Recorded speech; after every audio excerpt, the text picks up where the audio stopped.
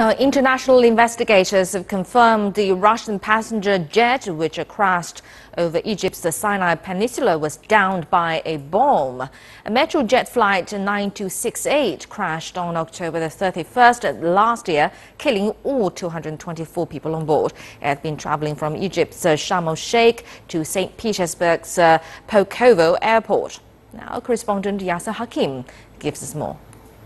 The latest findings by the investigation committee says that what has happened is that a bomb has been placed at the rear end of the plane.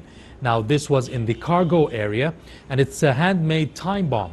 When it detonated, it broke off the tail of the plane with the rest of the body. And at this point, the pilot obviously lost control of the plane and it was going down. And as this happened, a huge air pressure went inside the plane, and at this point the plane exploded. Most, if not all, of the passengers on board were instantly killed in mid-air and not when the plane crashed into the desert.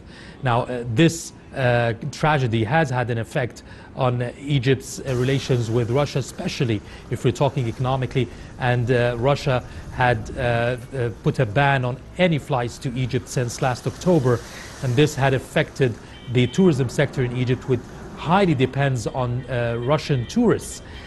Over 2/3 of the occupancy rates in Egyptian hotels in Sharm el-Sheikh and Hurghada, the two main resort cities in Egypt, have dropped considerably. And throughout the last year, there were continuous security delegations from Russia visiting Egypt to monitor the security overhaul, the new security measures in the airports, in the hotels, in the resorts, to ensure that this situation is not repeated once Russian tourists are returned to Egypt.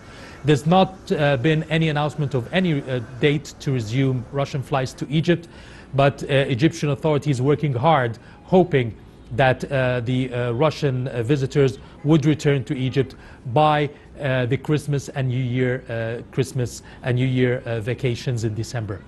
Yes, Hakim for CCTV, Cairo.